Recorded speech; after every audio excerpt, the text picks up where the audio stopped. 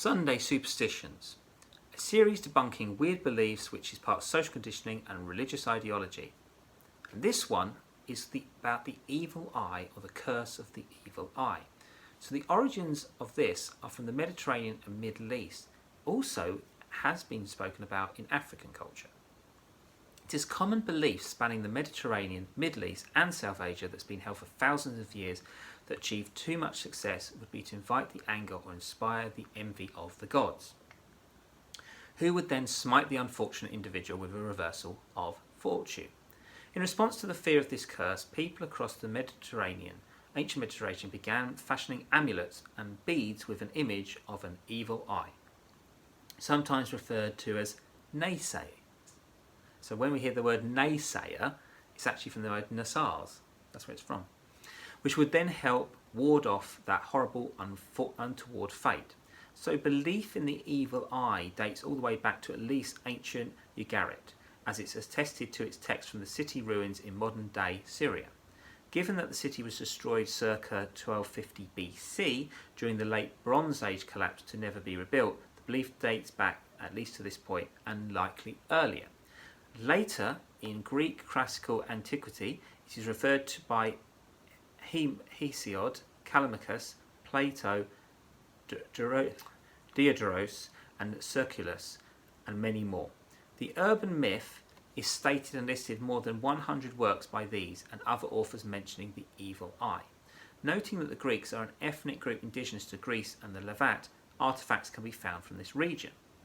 Ancient authors frequently mention this, the evil eye. Again, can't pronounce the Greek word. Now, more ideas of its origins. The evil eye dates back about 5,000 years. In the 6th century BC, appeared on Chalcidian drinking vessels known as eye cups as a touch of apotrophic magic. The older iterations of the symbol were often made of ceramic or clay. However, following the production of glass beads in the Mediterranean in approximately 1500 BC, evil eye beads were popularised with the Phoenicians, Persians, Greeks, Romans and the Ottomans. The idea appears multiple times in Jewish rabbinic literature.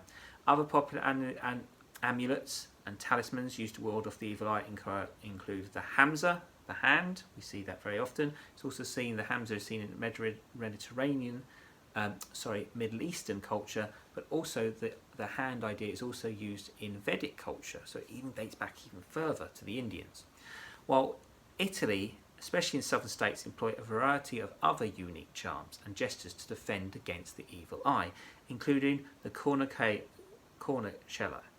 the simaratu, and the sign of the horns, i.e. rock musicians use it like this when they do this. Use it in other cultures. This is seen as devilment. So that can also mean warding off the evil eye, but in other cultures it can be seen as devilment. So they have people misinterpret things just by their social conditioning. While the Egyptian eye of Horus is a similar symbol of protection and good health, the Greek eye talisman specifically protects against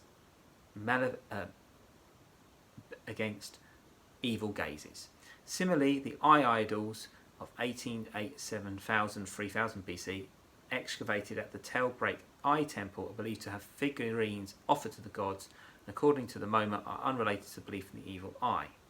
Also, this is where they talk about the evil eye, people talk about this with Freemasons. We see this with pop stars, and they do this with their eyes, and they have their hair covered.